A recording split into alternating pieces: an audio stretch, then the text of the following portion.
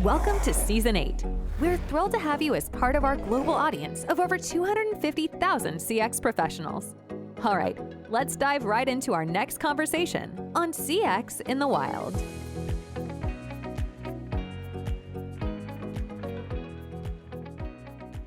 Okay, here we are, back to another episode of CX in the wild in Lisbon, Portugal. It is a pleasure to speak with you. I think you're going to have a perspective that many other guests do not have. I like to start the show off by just asking you who you are and what's keeping you busy these days. Yeah, sure. So I'm Manuel. I'm a CX Global Manager at Tonser. So we are basically a tech company that developed a product which is an app for youth football players or soccer players, how do we call it in America, if you will. And we basically try to help them with tracking their performance through stats, videos that they can upload in the app. We help them improve their performance with insights on how they can be better prepared for their games, after their games, etc. We also try to create a bit of competitiveness in the app, so kind of be the best in your league, be on the team of the week, etc., compete with your teammates. And then there's also an aspect, more aspirational one, which has to do with getting discovered.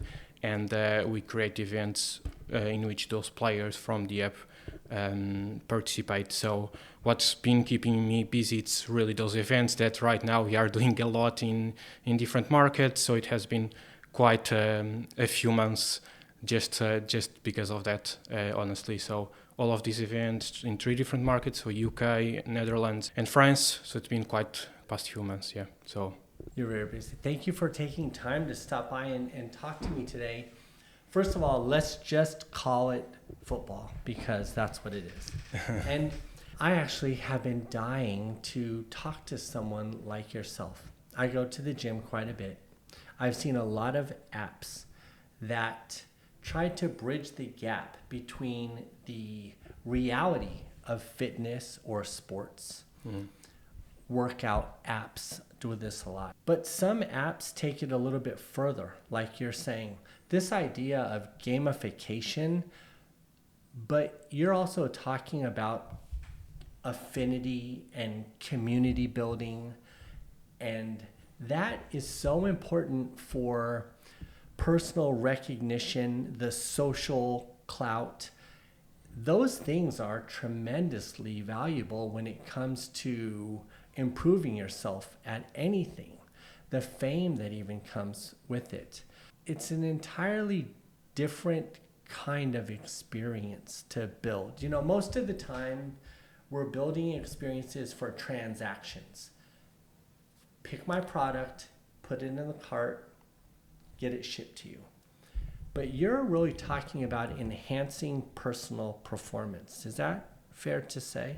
yeah, no, definitely it's fair to say. And I think also taking the community point of view, I think it's a really important aspect. It's kind of the community that also is in somewhat way approving your talent as a player, if that makes sense. Yes. So how your community perceives you, it's a good indicator of who you are, the type of player you are in this case, talking about like athletes, footballers in this case.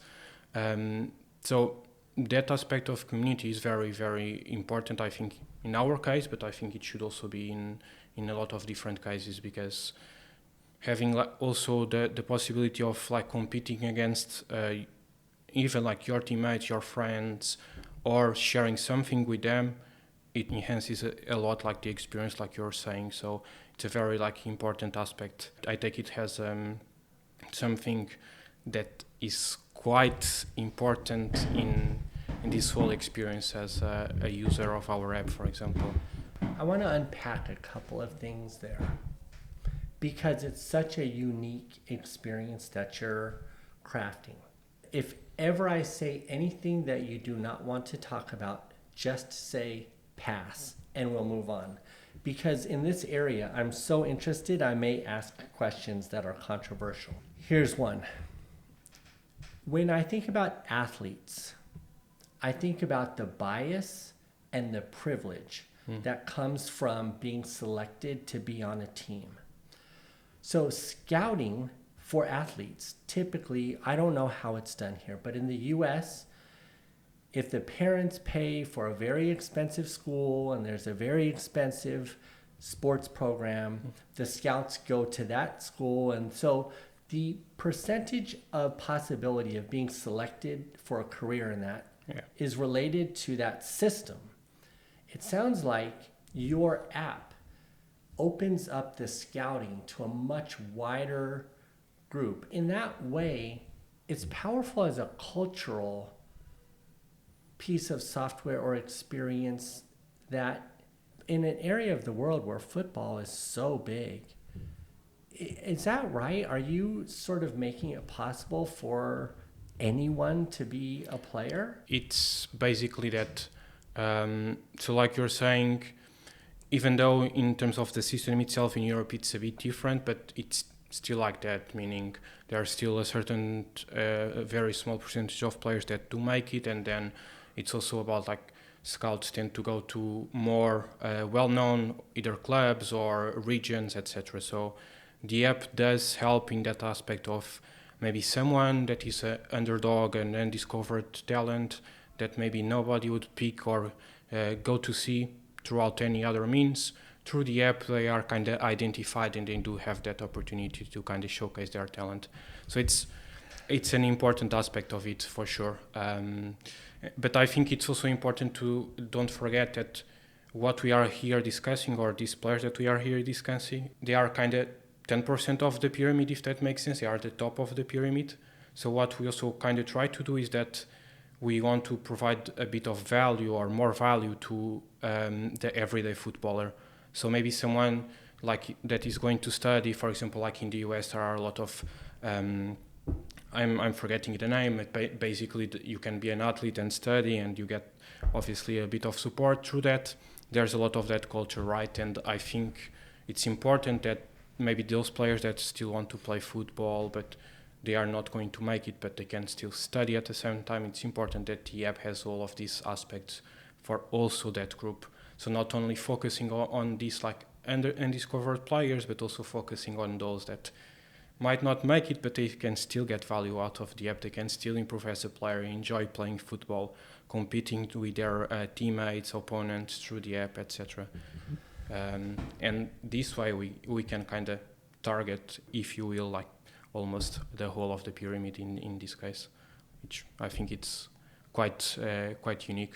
I get excited with every guest, but this conversation, it just touches so many things that I feel like are so important with the work that we do, any of us in digital or in customer experience. Your work, yes, it deals with the particular audience, footballers.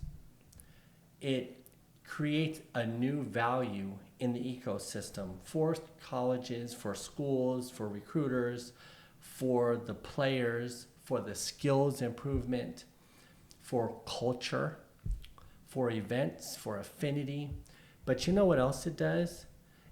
Indirectly, in some ways, it lowers crime. It creates a better family environment. These sorts of experiences that are created by teams like yours, they're crucial for the evolution of a global economy that wants lower crime, that wants the pursuit of health and fitness. I mean, the work that you're doing, while may seem focused on what you're doing, if others followed your example in a lot of different areas, the world could be a much better place quickly. So I'm very excited. Just well done. How did they pick you to do this job? Now I think it's a funny story. So my background is in management, just simple management. At the time when I was looking at master's program, I ended up taking one that was only about football business. And it was after I had finished it that I was kind of looking into opportunities. So had been applying to a lot of different jobs, a lot of different companies, with no luck at the time, probably for 2 months. So I remember that at the time when I had to do the master, I had to do a 3 months internship, and one of the first companies to come has a possibility was Tonsor. So it ended up not happening. The whole mission of the company did stay on my mind, and suddenly I remember, let's see what they have. So that's what I did, and I ended up actually starting as a customer experience intern. And the plan was, let's do this, I'm in the industry, and let's try to find something else in the next 6 months, but I'm still working, because I also needed to work. I couldn't not work anymore.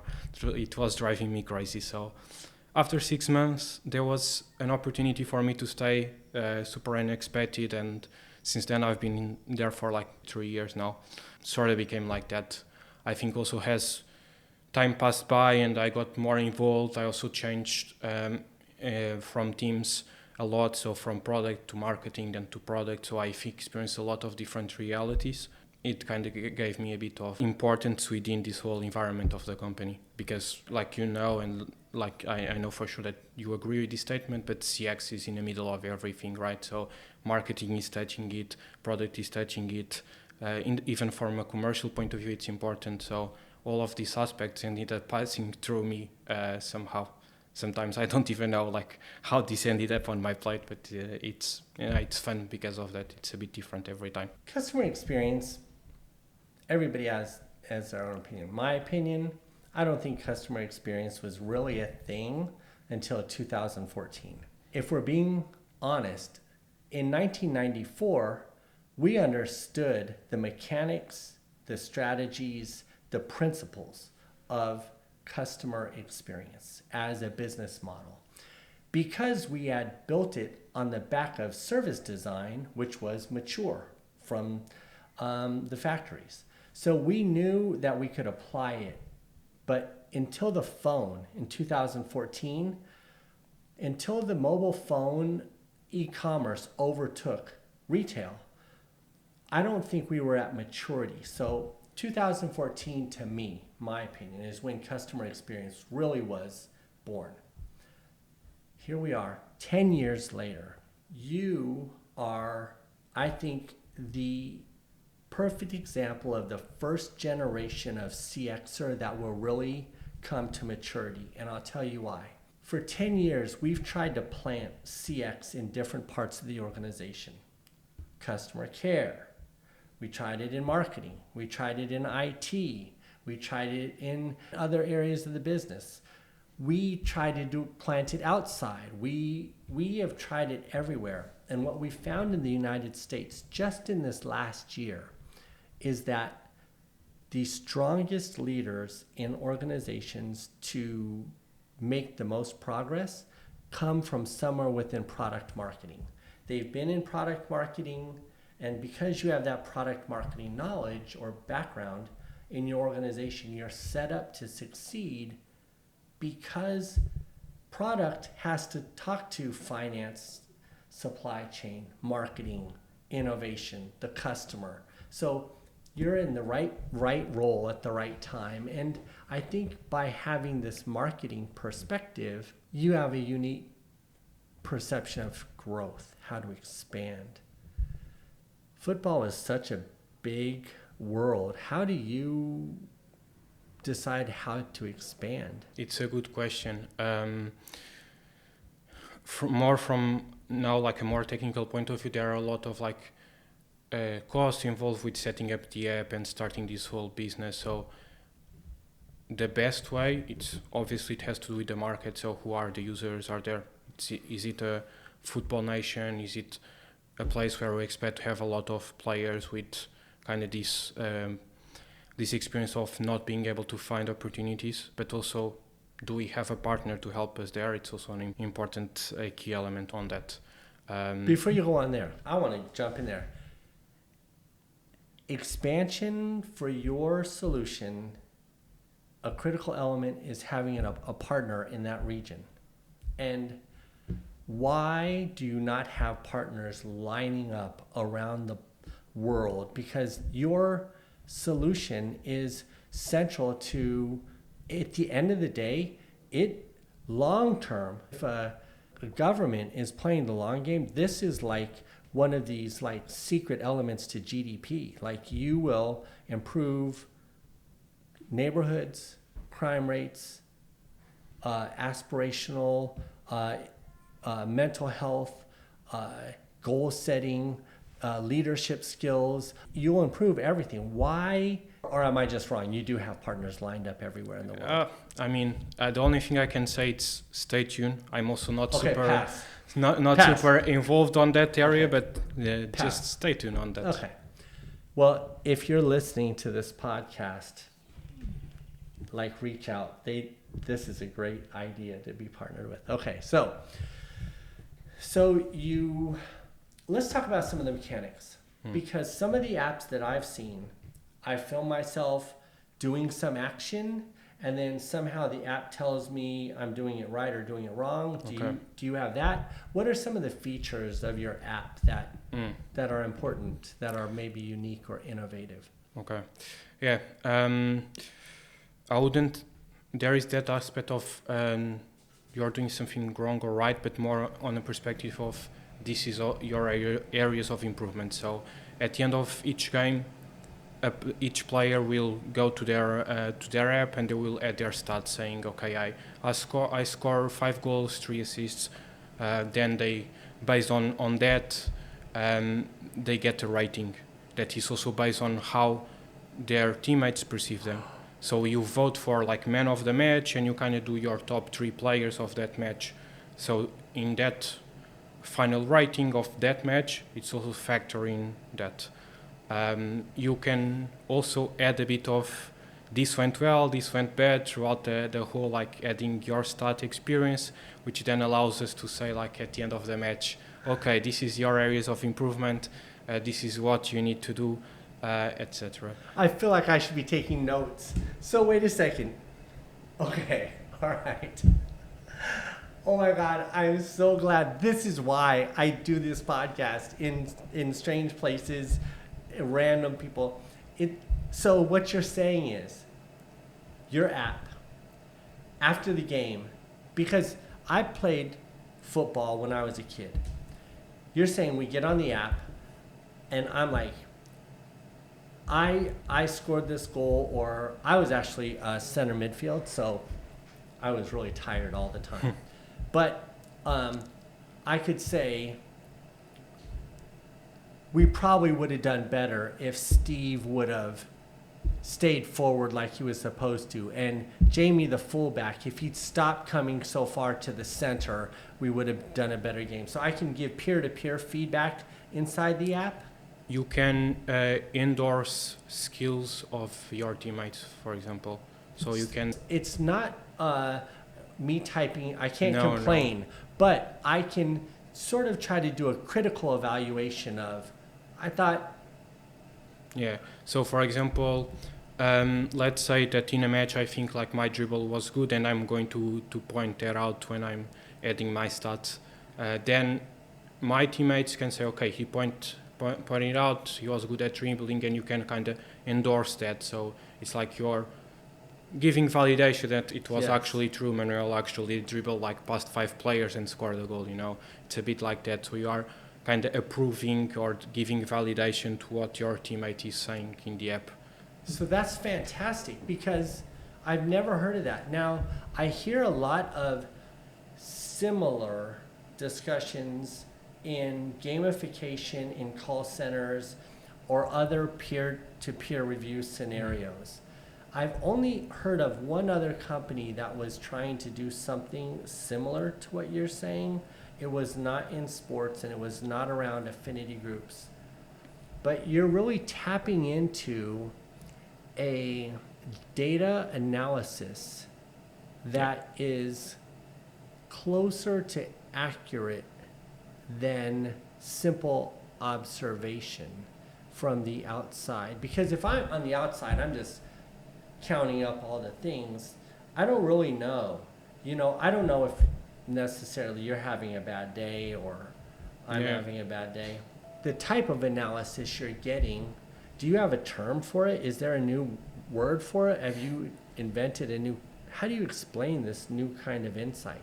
Yeah, To be honest, I don't think we do have a word for that. I don't think. If we do, maybe someone else knows, but I don't think so. But yeah, like you say, it's quite unique because also like in somewhat ways the power is in the players' hands because they are the ones that still need to add the data. But then we, based on what they add, we are able to kind of give them insights. So we build the insights through the data that they give us. And you get insights that aren't just an angry coach because, something didn't go the way you wanted. Yeah, I mean, the coaches are involved on that. It's not, for now, a focus, but it's a bit like you said. You can get that perspective of this didn't go that well, for sure. Even from a player point of view, they do self-evaluate them and they do say like, okay, I think this didn't go well in this specific game, and they do that self-evaluation for sure. But it's interesting that you point out coaching, because one of the things that we've been trying to develop a bit more is a AI coach feature. So being able to, right now it's still early stages, but players are able to kind of interact with an AI coach and ask about certain topics. And of course that's coming. I would expect nothing less. And not only could you use your AI to provide whatever it is you want, you could train that model on all kinds of things. Exactly. And your ability to look across pros, amateurs, your contextual perception on the game of football, you guys are going to be rich. You guys are like, it's one of the most brilliant applications of experience data I've heard recently. What other cool stuff is in the app? Maybe there's the possibility of, for example, uploading videos, which might seem like something small, but is actually a good way for you to, for example, upload a video of you playing on the last match, and then I can see your skills and I can see that you are very good at dribbling or long passes, and it's actually quite valuable data point, if you will, but a valuable feature also too. Other than that, I think we covered most of it. You know what I like about what you just said? I'll tell you why that's important. Content fatigue, okay? I watch TikTok. I scroll through Instagram. I'm tired of Instagram. I'm tired of it. The algorithm must have like 5 different ideas, because the same 5 ideas just keep rotating, and I'm over it. That app is going to lose me, okay? TikTok, slightly better, but not. I have to reset my TikTok algorithm like every couple weeks because I'm just sick of the repetition. Because the trend, like prank video, prank video, prank video, prank video, prank video, content fatigue, right? Because I'm not learning, it's repetitive, it's a copy, it's kind of plagiarism, it gets old pretty quick. On the other side, you have your app. I imagine if I want to learn how to make a long pass and be good at it, I could watch 1,000 of those videos. I bet you I could watch, if I wanted to be a better dribbler, I bet you there is no limit to the number of dribbling videos I could watch if that was my thing. Every single video. When you think about your app versus the others I mentioned, the stickiness or the watch time that you have could be endless. Exactly. It's definitely something very interesting and to continuously work on and develop. And one of the first things that we did some years ago was to, for example, develop our own stories mechanism.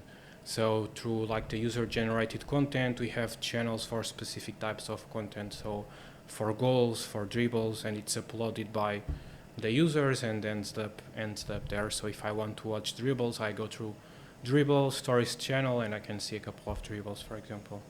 But yeah, definitely there's a lot of room there, I think. Because I'm sorry to jump in. No, for sure. What I'm drawing this correlation to is what's fantastic about what you're saying is in this watch time issue.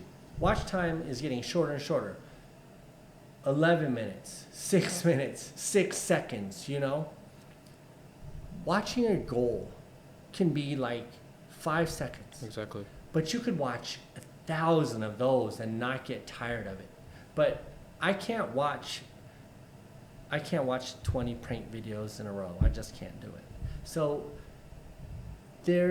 your app not only has the watch time magic, it has the short format, the short content thing nailed too. That's pretty ingenious. Okay, wow. So how long have you guys been around?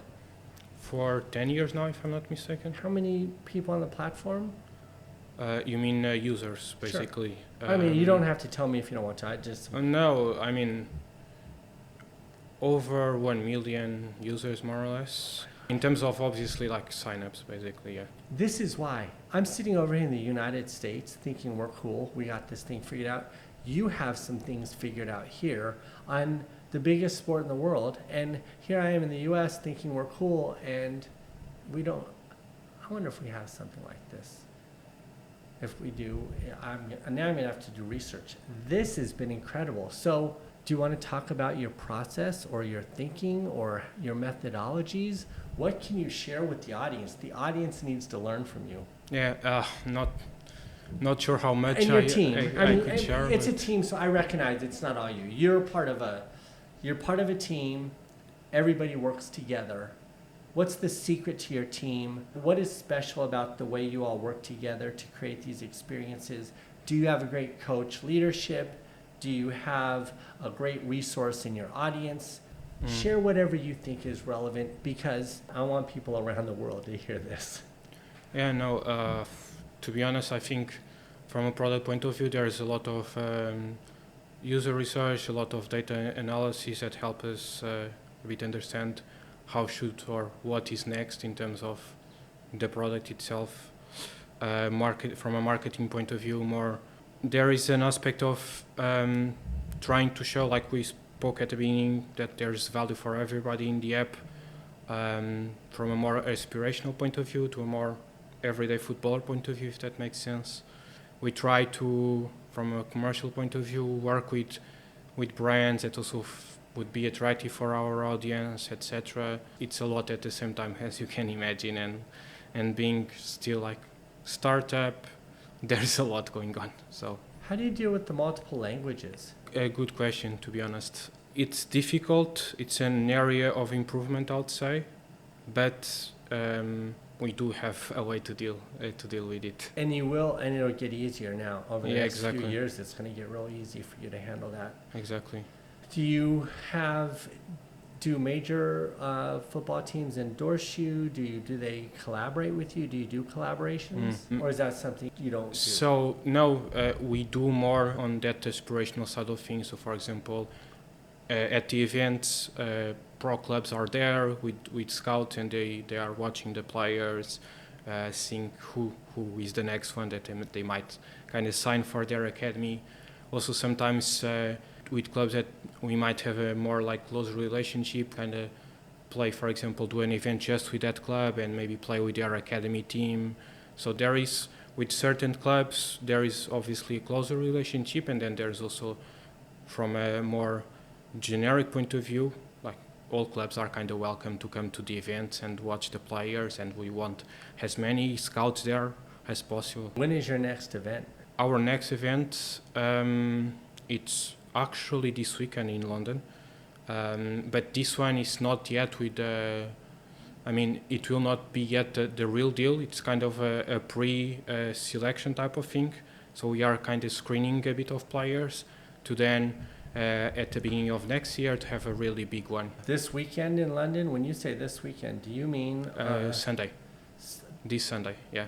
Are you saying today's Friday? Are you saying 2 days from now? Exactly. Can I go? I think you'd be able to. Yeah, I'll need to make some little arrangements, but probably. If you will just say, if you for some reason, if I can just be invited to watch and cover this. This is such an important story. I need to be in Berlin on Monday. Okay. But what I would do is just tomorrow fly to London and spend all day Sunday in London, fly out Monday morning to Berlin. I would love to see this and celebrate it. I think it's such a unique and important story. Just let me know. If you let me know. Yeah, for sure. I'll see. I'll fly in and. So these ones that we are doing now are more like a type of screening events, like I said. So it's not It doesn't need to be big. It can be tiny. I just want to be, because as you can see, I'm in the wild. When I hear something cool, I'll go to it. I would love, even if it's just very small, just to be part of seeing these experiences become part of the global ecosystem. I really believe in what you're doing, and I would just literally tomorrow jump on a plane, go to London, stay a couple days. I would stop at your event, and I've never hung out in London anyway, so it gave me a reason to go to London. Perfect. Yeah, for sure. All right. More than welcome. That's the takeaway. Is there anything else you'd like to share with our audience before we thank you for your time today? I think we shared a lot and covered a lot already. So yeah, hopefully also I covered everything that I could cover, and I didn't touch anything that maybe someone else within my team wouldn't like me to share. But yeah, I think we covered pretty much everything, and we managed to touch all the important points about our work. So thank you so much. It's been entirely inspiring. Perfect. Thank you for the invitation, and yeah, let's try to do this some other time, maybe in another country. Okay. Thanks for tuning in today. For more podcasts, YouTube videos, or to join our expanding Slack community, visit www.denniswakabayashi.com/join-slack-community. Until next time, let's work together to make every experience a great one.